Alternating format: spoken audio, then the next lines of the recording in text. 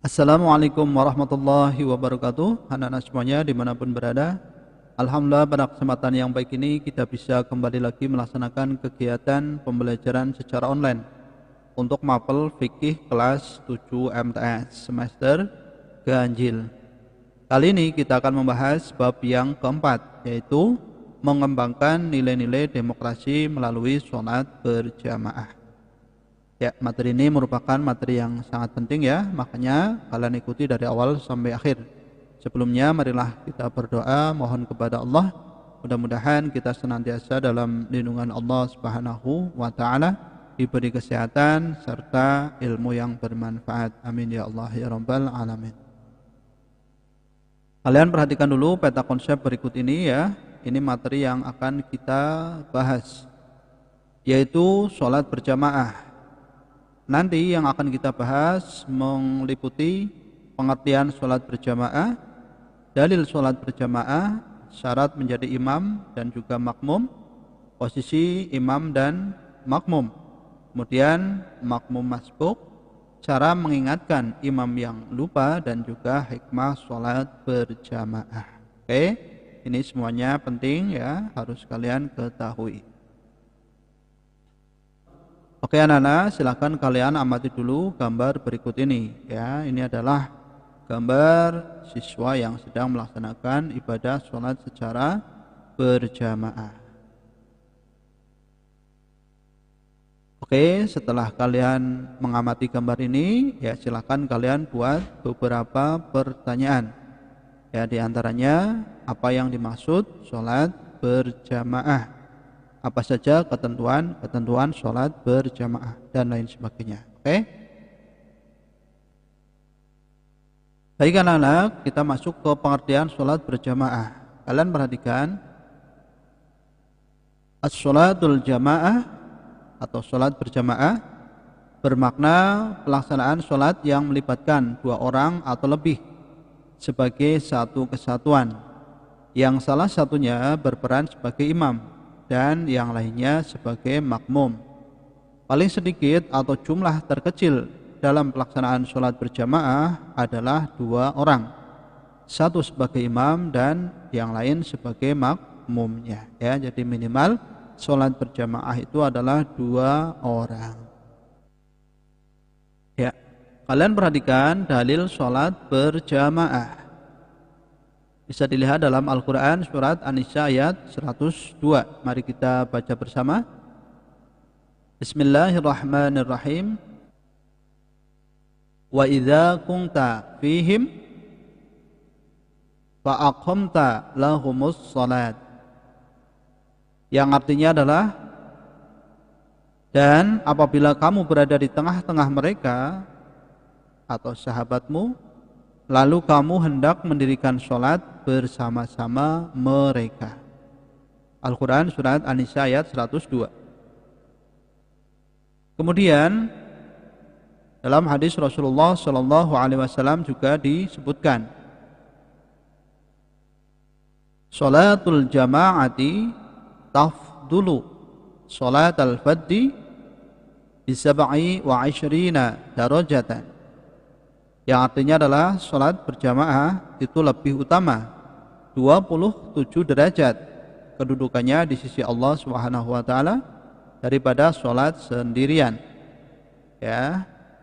Ini hadis riwayat semua imam hadis kecuali An-Nasai dan Abu Daud. Ini adalah dalil tentang pelaksanaan sholat jamaah.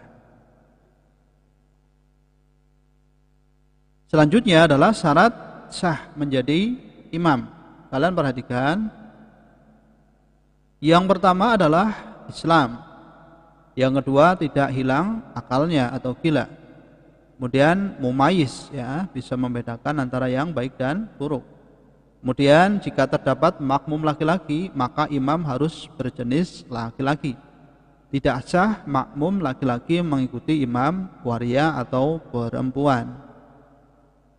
Kemudian tidak berhadas kecil maupun hadas besar, memiliki bacaan yang bagus dan mengetahui rukun-rukun sholat. Kemudian pada waktu menjadi imam tidak dalam posisi sebagai makmum. Oke, ini adalah syarat imam.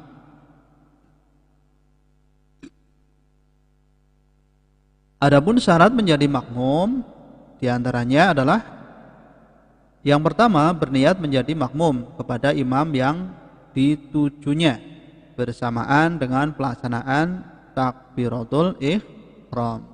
Ya, jadi berniat menjadi makmum.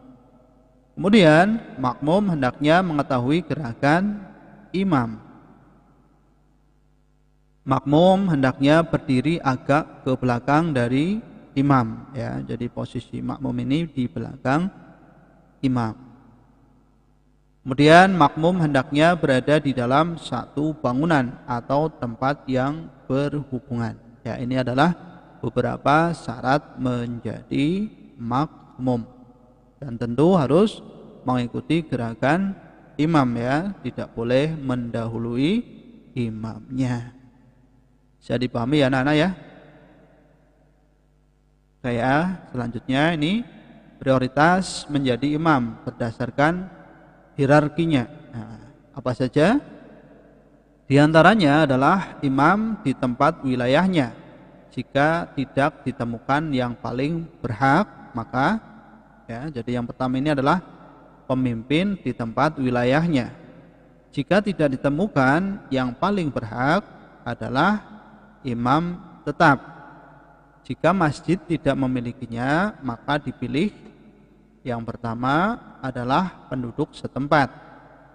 Jika tidak ditemukan atau sebaliknya banyak penduduk setempat yang mampu menjadi imam, maka dapat dipilih berdasarkan kriteria berikut. Yang pertama adalah paling memahami hukum-hukum Islam. Kemudian paling fasih bacaannya. Kemudian berperilaku paling sederhana atau zuhud dalam menjalani hidup. Kemudian paling menjaga diri dari makanan-makanan yang diharamkan. Ini adalah prioritas menjadi imam. Ada beberapa kategori, ya, dan juga ada yang lainnya tentunya, ya. Ini bisa dipahami anak-anak? Oke, ini adalah beberapa prioritas menjadi imam. Bisa dipahami? Oke. Selanjutnya kalian perhatikan posisi imam dan makmum ketika sholat berjamaah. Yang pertama, apabila hanya satu orang makmum berada di belakang imam sebelah kanan, ya. Jadi kalau ada satu makmum ini, maka makmum berada di sebelah kanan belakang imam. Yang kedua, apabila makmum dua orang, maka makmum langsung berbaris di belakang, di sebelah kanan dan di kiri imam, ya.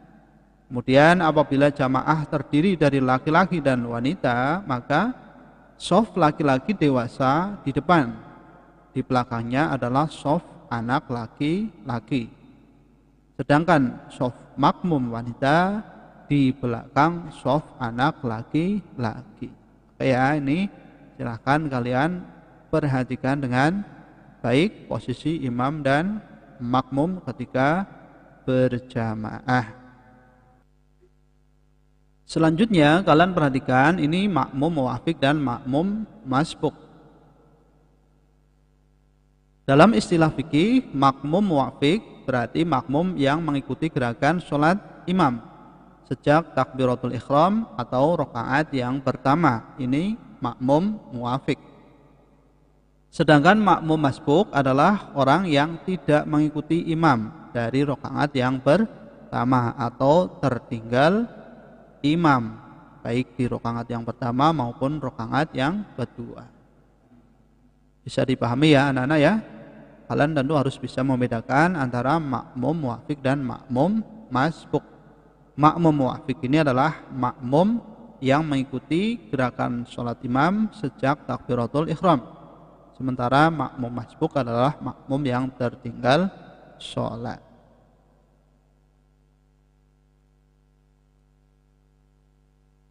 Baik anak-anak, selanjutnya adalah mengingatkan imam yang lupa. Bagaimana caranya? Bagi makmum laki-laki, jika mengetahui imam melakukan kesalahan atau lupa, baik bacaan maupun gerakan sholat, maka cukup dengan membaca tasbih dengan niat zikir atau mengingatkan. Kemudian bagi perempuan, menepuk tangannya meskipun tidak ada lelaki bukan mahram di sekitarnya.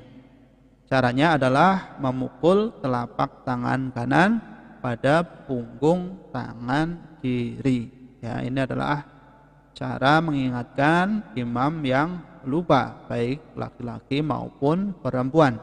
Untuk laki-laki dengan cara membaca tasbih dengan niat berzikir atau mengingatkan, sementara perempuan dengan cara menepuk tangannya. Bisa dipahami ya anak-anak ya? Oke, selanjutnya adalah hikmah sholat berjamaah. Apa saja? Yang pertama, sholat jamaah meningkatkan ukhuwah Islamiyah sehingga menjadi kekuatan umat Islam. Ya. Yang kedua, sholat berjamaah akan menumbuhkan sikap sosial, tenggang rasa, saling menghargai antara satu dengan yang lainnya. Yang ketiga, sholat jamaah melatih kedisiplinan dan sikap demokratis. Yang keempat, memperoleh keutamaan pahala yang banyak, apalagi jika dilakukan di masjid, bisa menjadikan masjid semakin makmur dan tentunya akan mendapatkan keutamaan yang lebih banyak lagi. Baik anak-anak semuanya, demikianlah tadi pembahasan kita ya seputar sholat berjamaah. Mudah-mudahan kalian bisa memahaminya.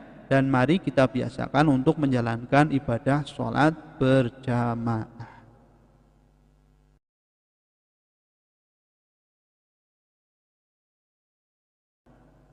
Ya, selanjutnya kalian kerjakan latihan soal berikut ini. Yang pertama adalah jelaskan pengertian sholat berjamaah. Yang kedua, sebutkan syarat sah menjadi imam. Yang ketiga, apa perbedaan antara makmum masbuk dan makmum muwafiq? Yang keempat, bagaimanakah cara mengingatkan imam yang salah bagi makmum perempuan? Dan yang kelima adalah sebutkan 3 hikmah sholat berjamaah. Oke, silahkan kalian kerjakan dengan baik ya.